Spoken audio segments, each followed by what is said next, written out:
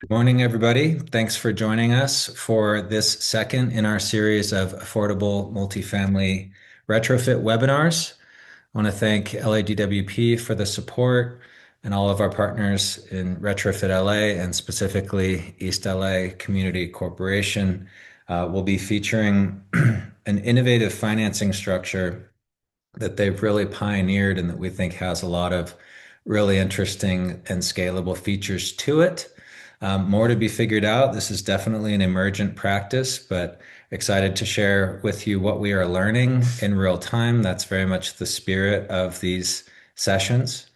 It will be recorded, and we'll be talking more about so this is just a review of the overall process flow that's outlined in our field guide, which is coming online on the Retrofit.LA website, where this is really developed. It looks simple, but this is really developed with the benefit of hindsight after having developed and executed a portfolio of projects over the past 3 years collectively with our partners. So ELACC, Esperanza Community Housing, and Little Tokyo Service Center. And looking back from the perspective of an affordable housing provider, what are the main stages of development in a project? This is, more than just incentives. This is more than just financing. It's all of the internal process, all of the planning and foresight that goes into a successful project and what comes after, right? Management, operations and maintenance, resident training. All of that needs to work together well for the financing to come together. So it really is all of it together. We're homing in today on the financing piece, as you see indicated there on the screen, and our future webinars will focus in on key phases, construction, and ongoing maintenance. Right. I am Dave Hodgins. I'm the founder and CEO of Sustento. We lead the Retrofit LA cohort, and I was very involved in putting together the deal in collaboration with ELACC and other partners that we'll list when we get to that slide that I was referencing earlier. So thanks for joining today.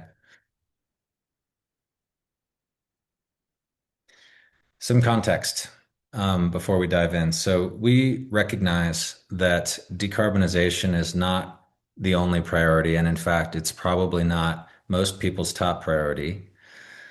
We need to keep that in context, but it is important, and it's a very important component of preservation, which is the really the headline here. LA is losing its affordable housing faster than we can build it. I'm just gonna let that sink in. And so we gotta plug that hole so that we're not just bailing out the boat, right? Preserving existing buildings, extending the useful life of existing assets is faster, cheaper, and greener than building new. That doesn't mean we don't need to build new housing. We absolutely do, and we need to streamline and expedite that, but we need to protect what we have. And there's no waiting, right? So that's some important context, and I'm going to talk about everything today within that context. So, housing affordability is one of the very top issues on people's mind. That's what drives homelessness. That is what drives demographic, socio-demographic shifts. Our buildings are aging. The climate has changed. Extreme heat is now the number one public health risk in Los Angeles, and 30% of our units don't even have cooling, right? Because when they were built, we didn't need it. We do now. That's going to have power draw, right? That's new loads on the grid. So how do we do that efficiently and cost effectively? Um, it's better than it used to be, but we still have the worst air in the country. Those two things go together. Extreme heat exacerbates or has a synergistic effect negatively with air pollution. And our frontline communities, our affordable housing, bear the brunt of that. Meanwhile, we've got sensitivity to utility burden, all this other fun stuff to deal with. So again, that's why it's important that all of these pieces work together. And I appreciate you guys joining today, and I hope you'll join for the whole series because it really is integrated. Um, Enterprise Community Partners put out a fantastic report called Avoiding the Domino Effect. I'd encourage folks to check it out. Maybe we can drop it in the chat. But as the name implies, right, put something off, it becomes more fragile, and emergencies beget more emergencies. As the physical deterioration of assets gets worse, if it's not addressed, as a lot of buildings have other needs, rehab, health and safety stuff that needs to be addressed too, it can cause a chain reaction. And so we need to look holistically and coordinate and think about, again, decarbonization or mechanical, electrical, plumbing, envelope upgrades in the context of the property's overall financial posture and total needs. So thinking whole building, not single upgrades, but also fitting into the bigger picture strategy and capital improvement plan, and thinking about how does this layer into the plan. And so I like to think in these very like simple equations. So hopefully this helps underscore kind of what I'm talking about. Preservation is the goal. Underneath that, we've got rehab, so basic physical needs that are important for health, safety, habitability, insurability is a theme. I'm not going to go way into that today, but that's an important topic and happy to follow up on that and the work we're doing in that area. Decarb goes with rehab. And then stabilization is getting these assets financially stable, getting households financially stable. This has an upstream effect on, right, you and your clients, the owners of these assets, and keeping you financially stable. So this is a really important message that I don't think is clearly established enough in the public sphere. So preservation and the sustainability of the industry. Um, and there are different sources of funding available for pieces of this. So we've got United House LA, different programs available through the housing department. This is really getting at the rehab and stabilization piece. La Casa just released their NOFA, and many of you probably applied for that or your clients did. So these are active funding sources that can be combined with decarb incentives to really get at, again, what's really going on? What's really going on? Climate change is happening. We got to keep trying to mitigate while we adapt and take care of people in the process, and that means addressing the economic sustainability too. So rules of thumb, right? I also think this is really important to understand kind of what are we getting into so that we can plan appropriately. But these figures come from real projects, right, that we're involved with. I've checked them with other folks around the country, and we seem to be consistent. So about $20,000 to $30,000 a door will get you very deep decarb. The good news is, and I'll get to it on future slides, there's lots of incentives and funding sources to help cover that. But what we're going to talk about today is how to kind of tunnel through that first cost or that upfront cost to get that funded. And I say decarbonization slash MEP because I think it's important to just help it land for people who maybe aren't as deep in the sustainability lingo or don't know what decarbonization means. These are mechanical, electrical, plumbing systems, right? And envelope where you can get that done. So this is an estimate, but it's useful for planning purposes, especially as you're building support within an organization and you may need to look at financing. So what are we looking to finance? You can do some really meaningful planning before ever even doing any incentive applications or energy audits or anything like that. Um, on a similar theme, so you know kind of what your upfront cost is, 20 to 30 grand a door, and you know that 30 plus percent, even up to 100%. I didn't put it in the slides because I don't want to overpromise that, but high cost coverage is possible if you combine different incentives together. And I'm going to show you some examples where we've seen that done and have gotten very high cost coverage. So you can get significant financial support, but the reason we're doing this webinar today and talking about financing is because most of these incentives, actually really all of them, are paid after the project is done. So you got to buy the materials, pay the contractors, install the project, and then get paid these incentives. And so, you need to fund that upfront cost, and we'll talk about different ways of looking at that. Um, and the preparation that sets a project up for success. And to get that money, you got to comply with all of the processes. We've got great technical support available through the implementers of those programs, and your contractors can be really helpful in that they need to be working together. If you put in the equipment that's specified, you'll get the money. But again, it's after. So that can create a need for upfront financing because again, we understand these projects are competing with other very urgent uses of limited capital.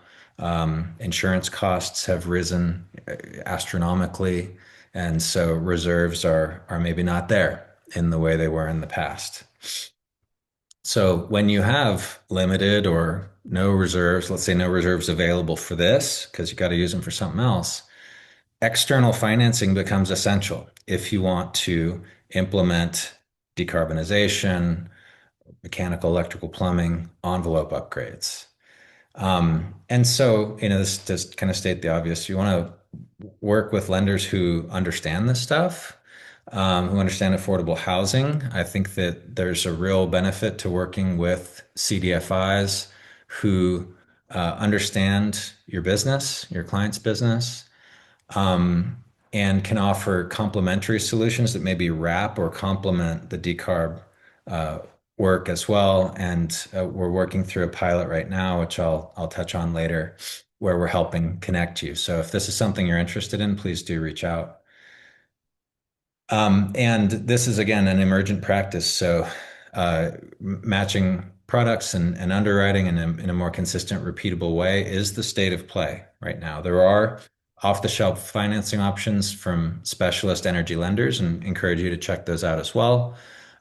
There are trade-offs, right, in terms of interest rates, flexibility, security, and things like that, and we're available to help you think through that as a free service. So I'll talk through more of that later. Uh, Again, kind of zooming out, how do we think about this in context? Affordable housing assets generally have a lot of things that need to be done, not just what we'll call decarb or mechanical, electrical, plumbing, but also just health and safety, carpets, countertops, always stairways, accessibility, all of this stuff. And so a simple way to think about it might be roughly half, and this is roughly right, um, of what the total physical needs are decarb. And if we're looking at asset preservation, extending the useful life of assets, this is making a really meaningful contribution towards doing that.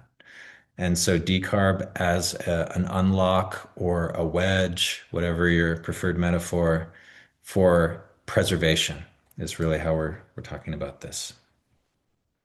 Um, Older buildings, right, may have infrastructure constraints, right? If we're switching from gas to electric, that's important to be aware. What is the current situation in terms of electrical capacity? Plumbing is also important. If you're switching to equipment that's like heat pumps, they need water. Um, and you're going to have building inspectors coming out. We want to make sure that we're getting ahead of that. Um, some buildings, like ELACC's second project, Vallejo, was a 100-year-old building. So the electrical just needed to be upgraded, and it was quite expensive. So this is a real figure. I've also checked these around. Now, this is not a necessary part of every project. You can scope around it, or if it's something that the building needs and you think makes sense to do, again, good to have a rule of thumb going in so you can plan for that.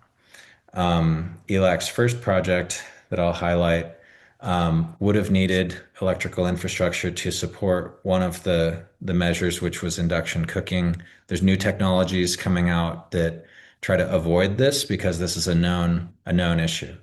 But we're trying to be very transparent so that you can plan accordingly. Think about this before you get started and scope around it.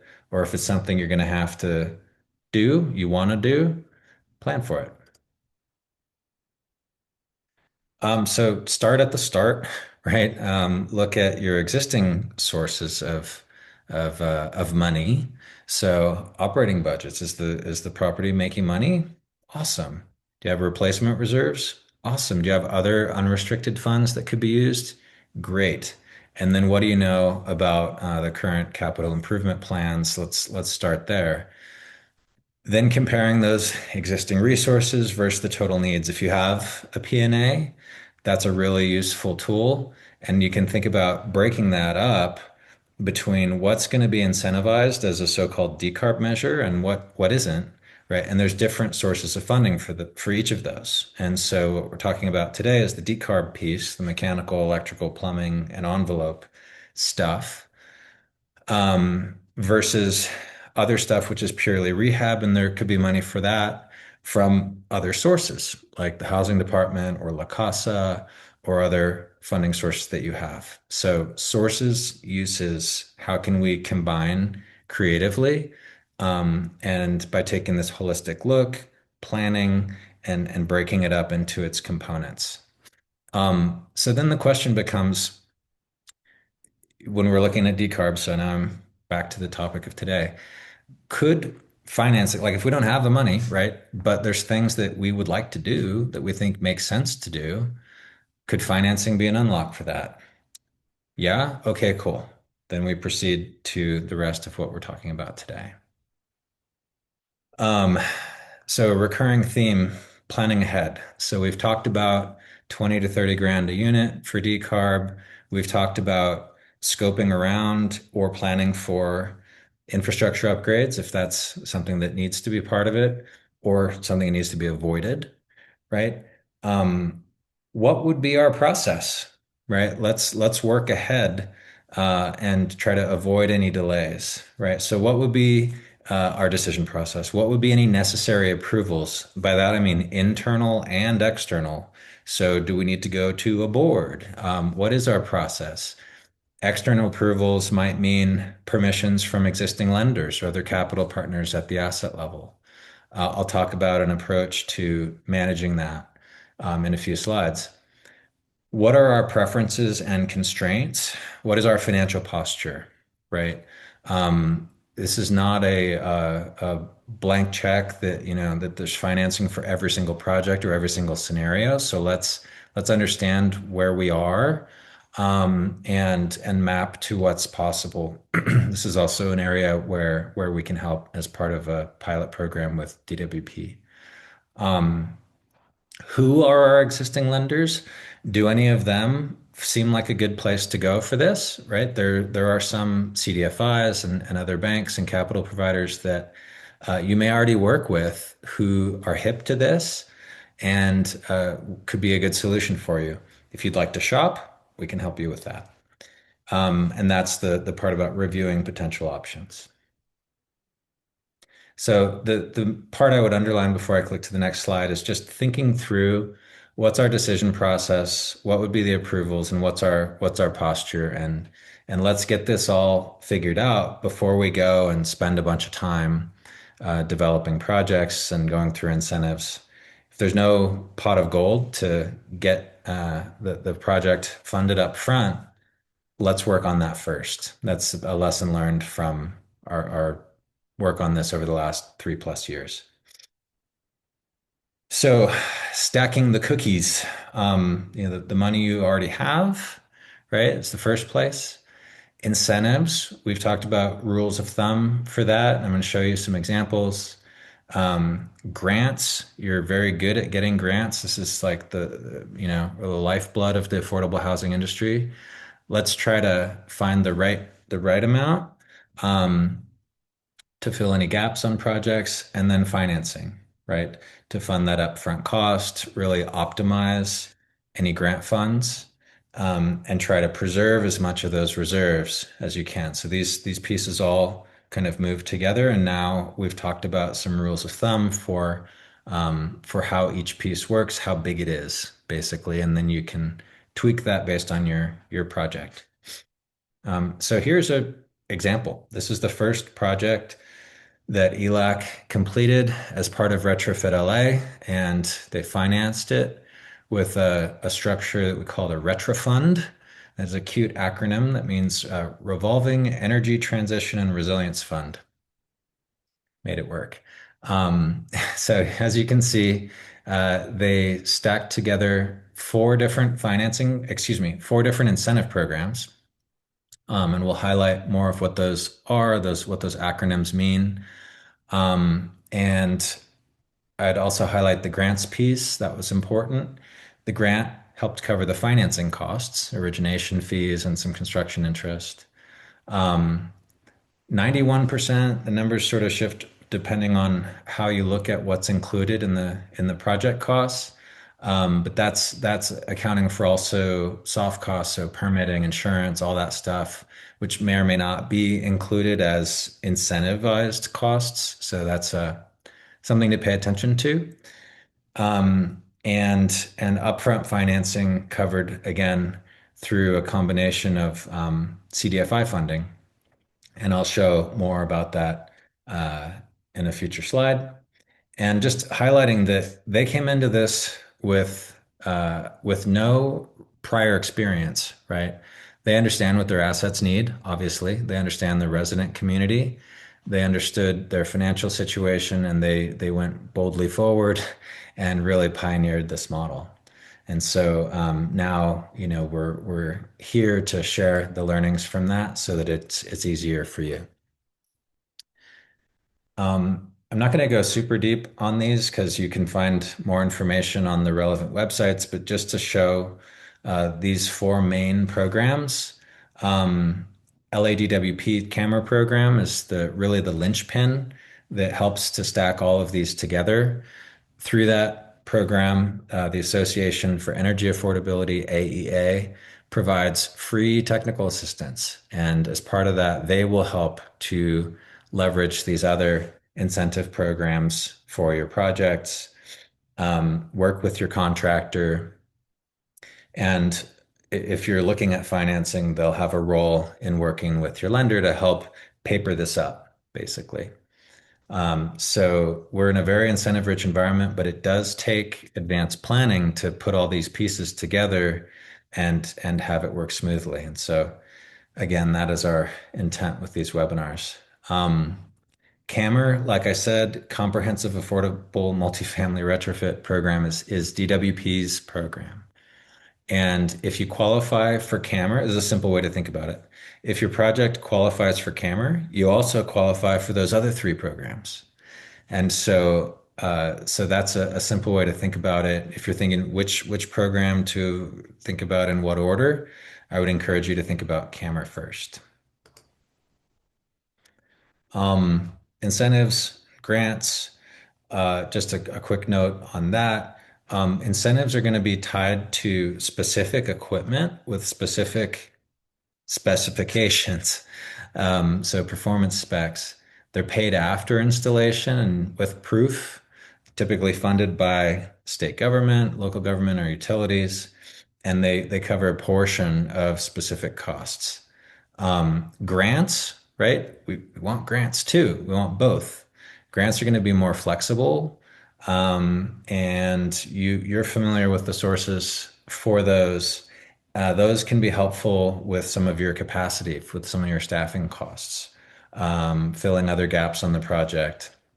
And so hopefully this is also beneficial content for you as you may seek to go get some grants in place before you begin this journey too, because that would be a good practice. That actually just came to me just now.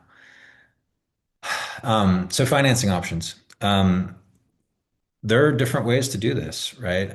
So your contractor may be able to essentially provide financing by purchasing the equipment and floating their own labor and installation costs, other costs until after the project is done and get paid from the rebates. Now, this is definitely a case by case basis, something to discuss with your contractor.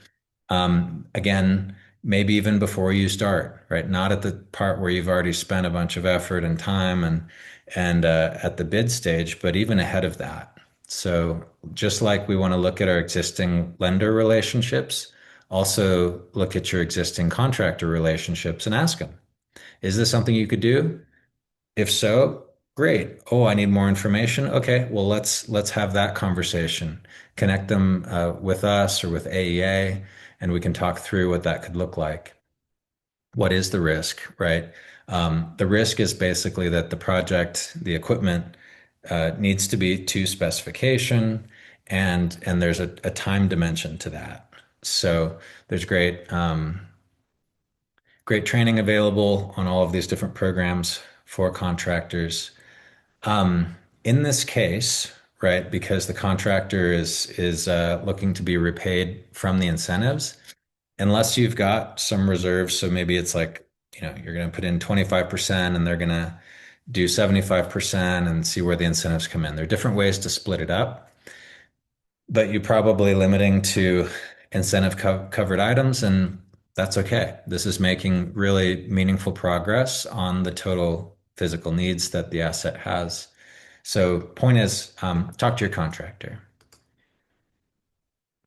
Here's a great example. So, Little Tokyo Service Center worked with Optima Energy as their contractor, and they were able to do this, right? Now, this may not be on every single project, right? But on this one, they were able to do that.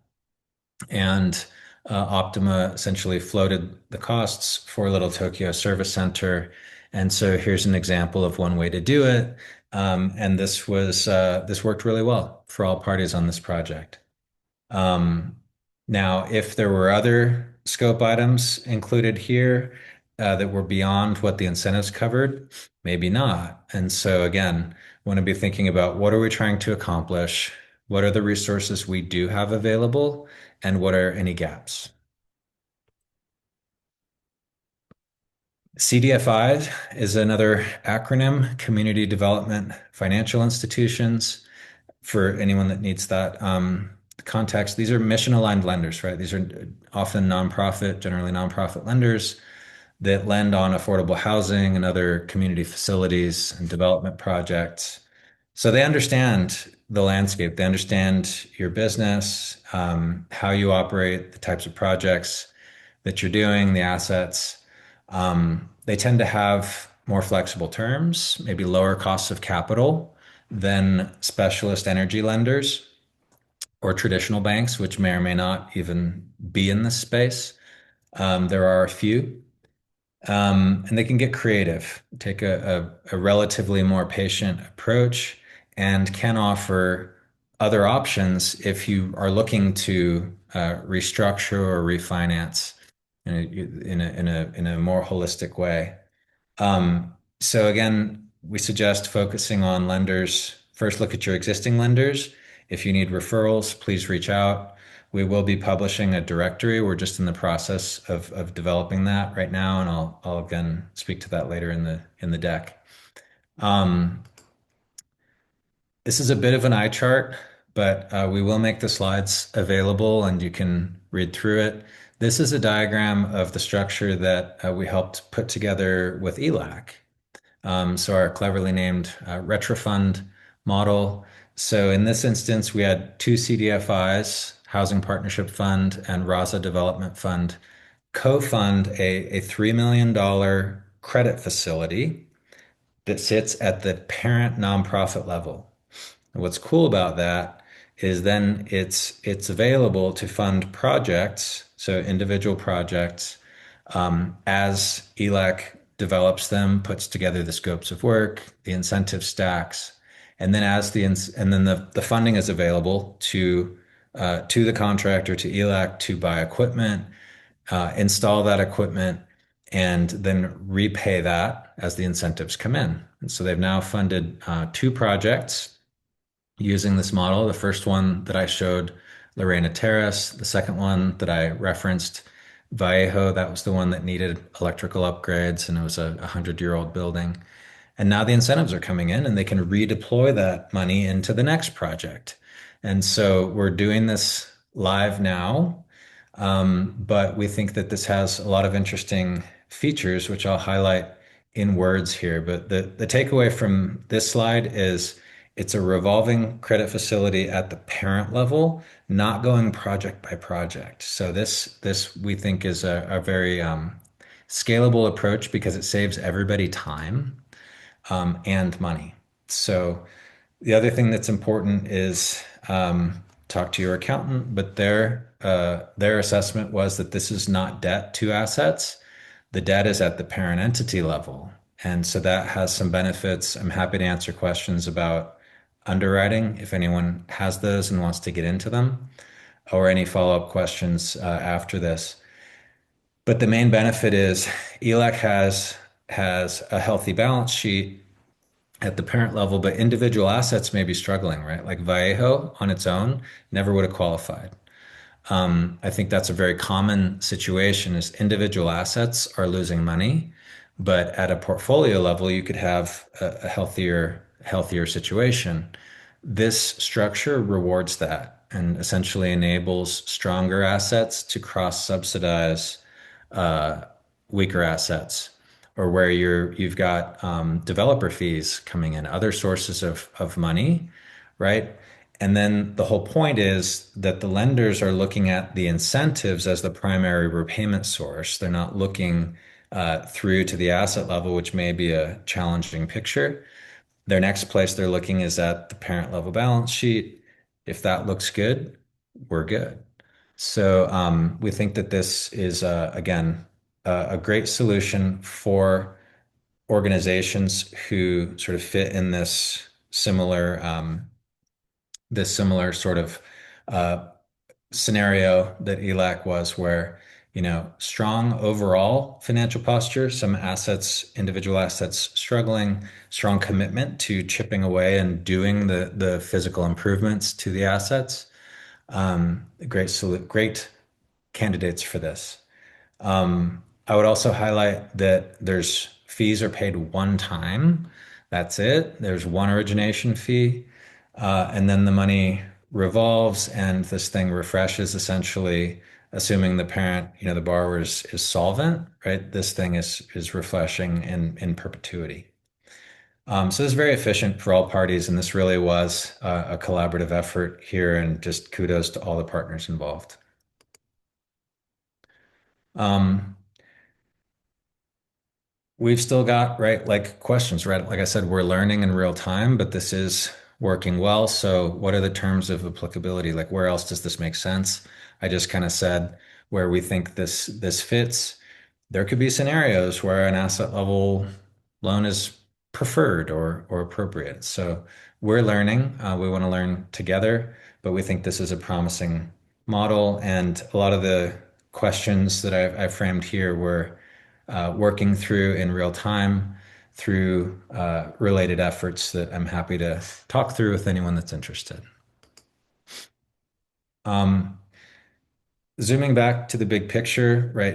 It may be that you could just roll all this up into a LIHTC syndication, right? Or a refinancing the underlying capital stack, doing a new first mortgage, right? There's other ways to do this. So I don't want to imply that we're limiting or endorsing any one specific option, but we are saying let's look creatively, let's plan ahead, let's put this in the context of affordable housing preservation, think about sources and uses. And so consider this in the context of overall strategy. I've alluded to this, but there are, specialist options available. There can be energy as a service or service agreements. This is essentially a structured contract that can achieve some interesting results. I would encourage all of these options are available. We'll be highlighting those. Go Green Multifamily is a resource that you can go to today. And property assessed clean energy is another one. This is where the repayment obligation sits on the property tax bill.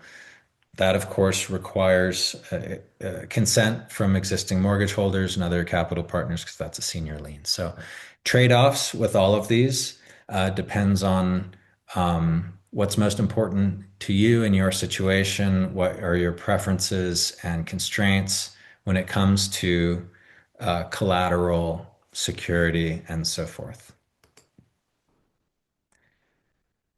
So, as I mentioned, we're working with LADWP and the Milken Institute on a pilot.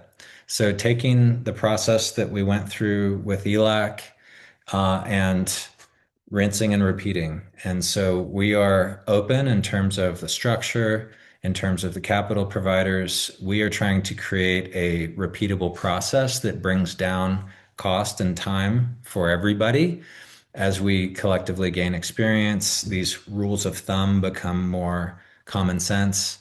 Um, and so, more to come soon about that. If anyone has a burning interest, please do feel free to reach out.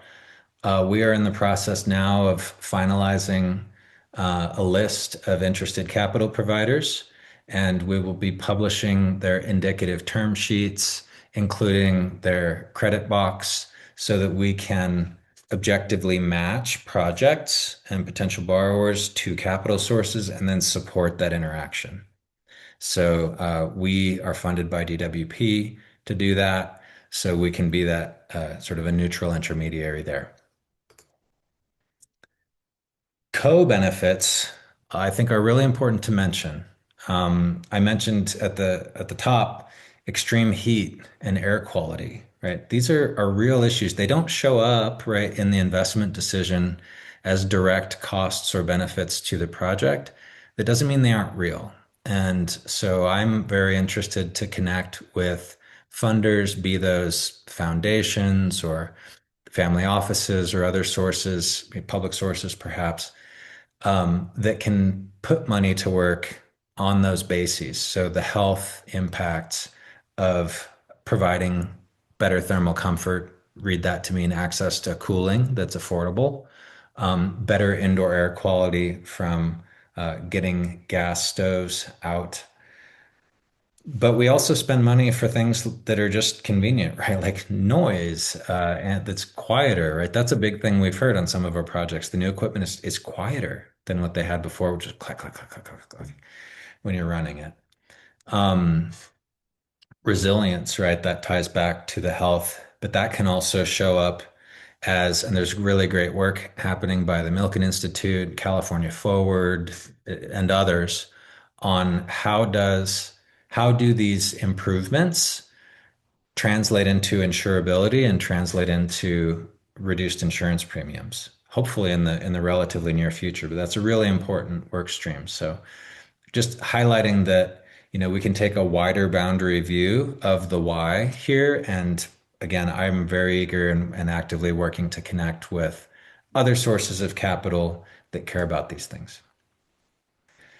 So, moving to conclude, the full value proposition is an investment that's extending the useful life of our existing housing assets, helping to make them more stable economically, but also to provide a safe, healthy, and stable and affordable environment for our residents and our communities.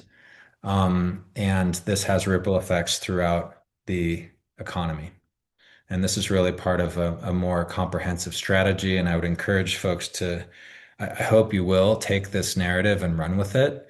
Decarb as a component of affordable housing preservation. There is a lot of scary stuff and important stuff in the news these days, and climate is not at the top of the list.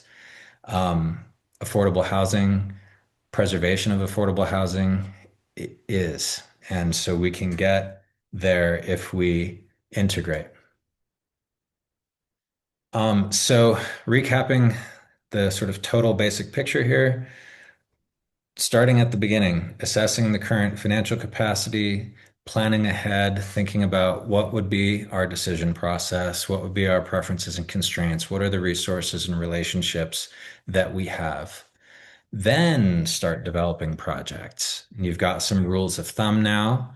Again, the slides will be available for reference. Build a funding strategy based on that, right? What do we have? What do we reasonably expect to get in terms of incentives? What are the gaps? How would we be open to closing those? Who could help us with that? Connect with those people once you have a scope and you've combined those incentives and everybody knows it's coming, right? Because you've done that initial planning and outreach. And then, it goes without saying, but be organized, keep all this stuff together. You got to have documentation for each piece of this. But if you do that, you can get very high incentive cost coverage. You can get financing to cover the upfront cost and keep your limited reserves for other things. And we hope that by doing this and by messaging around this, we can push for some systemic changes to support this and make it easier going forward. So no single incentive program will cover all your costs, right? They're paid on the back end. If you combine them, you can get very high cost coverage and take advantage of the support that's available. Work with your contractors and plan ahead. And this is an accessible opportunity for a lot of owners. So, with that, it looks like we've ended right on time and left some time for questions. And I'll ask my team to read them out because I don't want to mess up the screen share again. We do have one question from Danielle McCoos. Hmm. Uh, she asked for the uh, RETR fund, looking at incentives as the primary repayment source. Yeah. How does the competitive nature of limited incentive funds play into risk? I recall tech was drained down fairly quickly. Yeah. Yeah, no, it's a really good point. The quick answer is you will need the incentive reservation in order to do financing, and that's true. And so, from a planning perspective, you want to look at each program. Tech is one that, yeah, it kind of comes and goes, and this is where we're at right now. So I won't pretend that this is all fully stabilized and figured out. This is the conversation, right? Incentive programs need to understand and get the message that they need to show stability and consistency in order for financing to work, right? That's part of the risk. And whether that's a lender bearing that risk or the contractor or the property owner, right? That's a way to mitigate that. So for planning purposes, maybe you plan for that not to be there, right? Do some scenario analysis so that if that particular incentive or a particular incentive is there, it's gravy, right? So this is a great question and some of the planning that needs to happen. I would also say that in the retrofund model, you do not incur interest. So it's a credit facility. It's like a line of credit. You're only paying interest on the funds that you actually draw, and you will only draw funds if you have incentives reserved. So I sort of answered that question backwards. I should have said that that structure has some sort of controls built in. So you put the facility in place.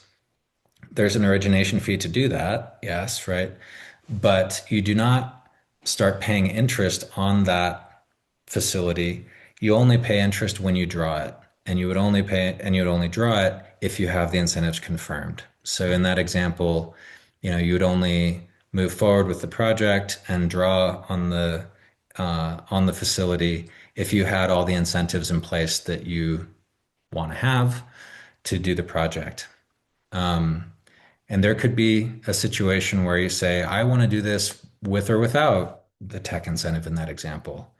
Or I'll only do it if I get 100% cost coverage. That's been ELAC's approach, right? And that's been doable. There's a lot, and that's the same approach for Little Tokyo Service Center and Esperanza Community Housing. So there's no risk of incurring interest and then incentives going away. I think that that is controlled for in the model. And that's a really great question that brings up other important points. Thank you. Any more questions, Danny? No more questions. Did I answer your question, Danielle? It's a great one.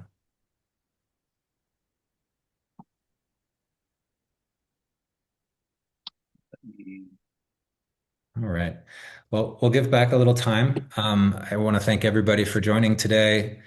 It's really exciting and emergent practice here, and I just want to applaud all of you for the work that you're doing and for making time to be here today.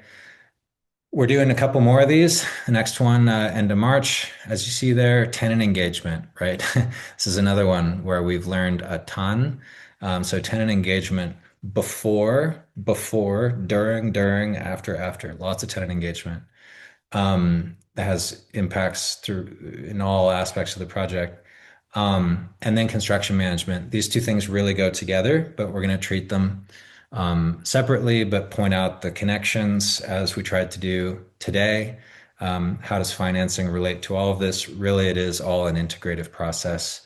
This is reflected in the field guide, and we hope that that is a resource for everybody that's trying to navigate this complex environment and make it a more straightforward and repeatable process. So, thank you very much.